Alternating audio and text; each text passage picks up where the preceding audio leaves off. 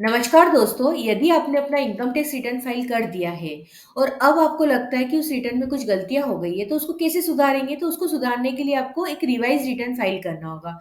उसकी पूरी प्रोसेस मैं आज आपको बताऊंगी कि कैसे फाइल करना है।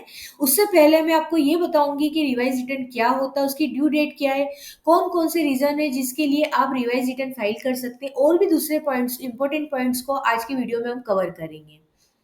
सबसे पहले हम समझते हैं कि रिवाइज रिटर्न क्या होते हैं। जब आप ओरिजिनल रिटर्न फाइल करते हैं तो उसमें हुई गलतियों को सुधारने के लिए जो एक रिटर्न फाइल किया जाता है, मतलब कि ओरिजिनल रिटर्न के ऐसा नहीं कि ओरिजिनल रिटर्न में आप कुछ करेंगे, उसमें कुछ नहीं करेंगे, आप उस रिटर्न के बाद आप एक और रिटर्न फाइल करेंगे।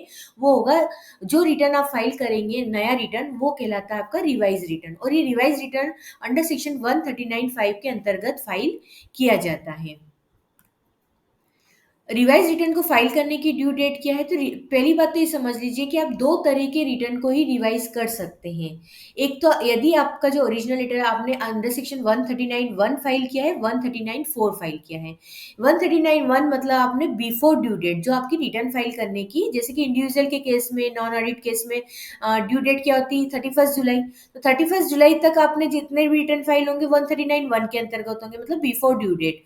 और उसके बाद बिलेटेड रिटर्न फाइल होंगे ड्यू डेट के बाद, तो बिलेटेड रिटर्न आते हैं 139(4) में। मतलब एक तो ड्यू डेट के पहले और बिलेटेड रिटर्न, ये दो तरह के रिटर्न को ही आप रिवाइज कर सकते हैं। इसके अलावा किसी भी सेक्शन में आपने रिटर्न फाइल किया है तो आप रिटर्न को रिवाइज नहीं कर पाएंगे। ये रिटर्न आप कब तक रिवाइज कर सकते हैं? तो ये रिटर्न आप जो फाइनेंशियल ईयर है, जिस फाइनेंशियल ईयर के लिए आप रिटर्न को रिवाइज करना चाहते हैं, उस फाइनेंशियल ईयर के जो असेसमेंट ईयर है, उस असेसमेंट ईयर के एंड होने के 3 मंथ्स पहले। मतलब कि जैसे फाइनेंशियल ईयर 22-23 की बात करें, तो फाइनेंशियल ईयर 22-23 का असेसमेंट ईयर है 23-24। ये असेसमेंट ईयर कब एंड होगा? 31 मार्च 2024 को। तो अब इसकी इससे 3 महीने पहले, मतलब 31 मार्च 24 से 3 महीने पहले 31 दिसंबर 2023 जो है इसकी ड्यू डेट होगी। फाइनेंशियल ईयर 22-23 और असेसमेंट ईयर 23-24 की रिवाइज रिटर्न आप कब तक फाइल कर सकते हैं? तो 31 दिसंबर 2023। मतलब जो असेसमेंट ईयर है उसके 31 दिसंबर ऑफ असेसमेंट ईयर, आप इतना सा याद रखिए। अब क्या-क्या एरर है जिसके लिए आप रिटर्न को रिवाइज कर सकते हैं? तो आप कोई सी भी एरर है उसको लिए आप अपने रिटर्न को रिवाइज कर सकते हैं। चाहे आपको पर्सनल इन्फॉर्मेशन में कुछ सुधार करना हो, जैसे कि आपकी कॉन्टैक्ट डिटेल्स है, या आपकी इनकम मिसमैच हो गई है 26 एएस एआईएस से एआईएस से, जैसे कि आपने इनकम ज़्यादा दिखा दी है, कम दिखा दी है, और भी आप कोई और नई इनकम आप जोड़ना चाहते हैं, एग्जम्प्ट इनकम रह गई हो, कुछ भी आप चाहें तो इनकम में आप चेंज कर सकते हैं। ये गलत डिडक्शन ले लिए तो डिडक्शन को सही कर सकते हैं।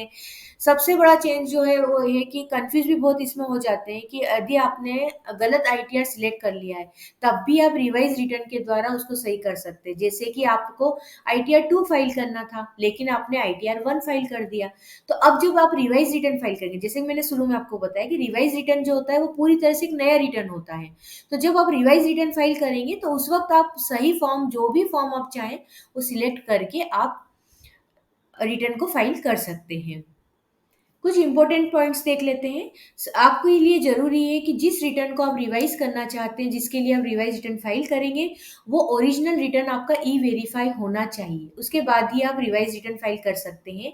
आप रिवाइज रिटर्न कितनी भी बार फाइल कर सकते हैं, जैसे अभी एक बार किया उसके बाद फिर कर सकते हैं, लेकिन विद इन ड्यू डेट, यानी कि असेसमेंट ईयर के 31 दिसंबर तक ही आप रिटर्न को रिवाइज कर सकते हैं, उसके बाद नहीं। यदि आपका इनकम टैक्स रिटर्न प्रोसेस भी हो गया है, आपको रिफंड भी मिल गया है, इंटीमेशन भी आ गया है, तब भी आप अपने इनकम टैक्स रिटर्न को रिवाइज कर सकते हैं। ये प्रोसेसिंग टाइम में कितना टाइम लेता है? तो जैसे कि एक नॉर्मल रिटर्न को प्रोसेसिंग टाइम में, जैसे कि 30 दिन के अंदर, 15 दिन में जो रिटर्न आपके प्रोसेस्ड होते हैं, सेम वही टाइम इसके लिए ऊपर भी लागू होता है। जो रिटर्न जो आप सबसे लास्ट में रिटर्न फाइल करेंगे वही आपका फाइनल रिटर्न माना जाएगा। रिवाइज रिटर्न और बिलेटेड रिटर्न में बहुत कंफ्यूज हो जाते हैं बहुत से लोग। दोनों में डिफरेंस क्या है? दोनों में ये डिफरेंस है कि जो बिलेटेड रिटर्न होता है वो क्या होता है, आपका वो ओरिजिनल रिटर्न ही होता है, लेकिन वो आपका क्या होता है, बिलेटेड रिटर्न हम ड्यू डेट के बाद विद पेनल्टी विद इंटरेस्ट आप फाइल करते हैं। लेट फी के साथ आप क्या करते हैं, रिटर्न फाइल करते हैं, वो होता है बिलेटेड रिटर्न। लेकिन रिवाइज रिटर्न क्या होता है, आपने जो रिटर्न फाइल कर दिया चाहे ड्यू डेट के पहले या फिर बिलेटेड रिटर्न फाइल किया, तो वो फाइल करने के बाद जो रिटर्न बात रिटर्न फाइल किया जाता है वो रिवाइज रिटर्न होता है। चलिए अब हम देखते हैं कि रिटर्न को रिवाइज करने की पूरी प्रोसेस को समझ लेते हैं। पहली बात, आप अच्छे से समझ लीजिए कि हमको क्या करना है। पूरा रिटर्न आपका नया होगा, आपको बस थोड़ा सा चेंज करना है। वो कहाँ चेंज करना है बस मैं आपको बता दूंगी। और रिटर्न को कैसे फाइल करना है इसके लिए मैंने डिटेल वीडियो बनाया है, उसकी लिंक मैंने डिस्क्रिप्शन बॉक्स में दे दी है। इसके लिए सबसे पहले तो आपको अपने जो आपने ओरिजिनल रिटर्न फाइल किया था उसकी एक्नॉलेजमेंट नंबर और आपको डेट लेना है। वो आप कहाँ से ले सकते हो? तो सबसे पहले आप इनकम टैक्स के पोर्टल पर आ जाएं, वहां से आप लॉगिन कर लें। लॉगिन करने के बाद यहाँ ई फाइल पर आए, ई फाइल में income tax return, income tax में व्यू फाइल रिटर्न्स पर क्लिक करें। व्यू फाइल रिटर्न्स में जितने भी रिटर्न आपने फाइल किए उनकी लिस्ट आ जाएगी। तो अब जैसे हमको असेसमेंट ईयर 23-24 का रिवाइज करना है, तो आप यहाँ पर देखेंगे कि एक्नॉलेजमेंट नंबर लिखा हुआ होगा। ये एक्नॉलेजमेंट नंबर साथ में फाइलिंग डेट होगी, ये दोनों आप जो नोट डाउन करके रख लें, इन दोनों की हमको रिक्वायरमेंट होगी। तो इसके बाद अब हमको क्या करना है, अब हमको रिटर्न को रिवाइज रिटर्न फाइल करना। तो उसके लिए आप ई फाइल में income tax return, income tax return में फाइल इनकम टैक्स रिटर्न पर क्लिक करें। या फिर आप यहाँ बाहर की तरफ भी देखेंगे तो फाइल रिवाइज रिटर्न, जो लेटेस्ट रिटर्न होता है उसके लिए यहाँ पर आ जाता है फाइल रिवाइज रिटर्न। इस पर हम क्लिक करेंगे। उसके बाद असेसमेंट ईयर को सिलेक्ट कर लें। उसके बाद ऑनलाइन मोड को या ऑफलाइन, जैसे भी आप, अच्छा ये भी ध्यान रखिएगा, पहले आपने भले ऑनलाइन किया हो ऑफलाइन किया हो, अब आप जैसे भी चाहें, ऑनलाइन करना चाहें ऑफलाइन करना चाहें कर सकते हैं। इससे फर्क नहीं पड़ता है कि पहले ऑनलाइन किया है तो अभी भी आपको ऑनलाइन ही करना है। तो यहाँ पर ऑनलाइन सिलेक्ट कर लिया हमने। उसके बाद कंटिन्यू पर क्लिक करेंगे, स्टार्ट न्यू फाइलिंग पर क्लिक करेंगे, अपना स्टेटस यहाँ पर सिलेक्ट कर लेते हैं इंडिविजुअल। उसके बाद कंटिन्यू पर क्लिक करेंगे। उसके बाद यहाँ पर जो भी आपके ऊपर एप्लीकेबल है सही फॉर्म, वो आप यहाँ पर से सिलेक्ट कर लें। उसके बाद लेट्स गेट स्टार्टेड पर यहाँ पर आप रिटर्न क्यों फाइल कर रहे हैं वो रीजन सिलेक्ट कर लें। जैसे यहाँ टैक्सेबल, आपके ऊपर जो भी एप्लीकेबल कर लें। मैंने यहाँ पे किया है taxable income is more than basic exemption limit. आप चाहें तो अदर्स भी सिलेक्ट कर सकते हैं। कंटिन्यू पर क्लिक करें, ओके किया। अब देखिए वो के वही शेड्यूल आ गए, सेम जैसे हम ओरिजिनल रिटर्न हमने फाइल किया था वैसे के वैसे ही ये पूरा रिटर्न अब आपको फाइल करना है। वैसे ही आपको ई वेरीफाई करना है, वैसे ही जितने भी शेड्यूल दिखते हैं वो सारे शेड्यूल आपको कंफर्म करना है। और जहाँ जहाँ आपको नई, आप एक तरह से पूरा नया रिटर्न आप फाइल कर रहे हैं। अब एक जो करेक्शन है वो करेक्शन ये है कि पर्सनल इन्फॉर्मेशन में आपको जाना है। पर्सनल इन्फॉर्मेशन में नीचे की ओर जाएंगे तो फाइलिंग सेक्शन में आपको यहाँ पर ये देखिए 139.5, पहले हम 139.1 या 139.4 लेते थे, लेकिन अब जब रिटर्न रिवाइज करेंगे तो वो सेक्शन कौन सी होगी, 139.5। वैसे तो ये ऑनलाइन आप जब फॉर्म जो फाइल करेंगे तो उसमें ये खुद ही सिलेक्ट कर लेता है।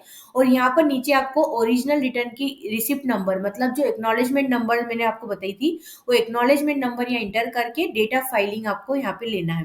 जैसे ऑनलाइन मोड आप जब फाइल करेंगे तो ये ऑटोमेटिक ये डिटेल वो खुद ले लेगा। बस इतना सा चेंज है। इसके बाद वैसे ही आप शेड्यूल को कंफर्म कीजिए और अपने रिटर्न को फाइल कर दीजिए।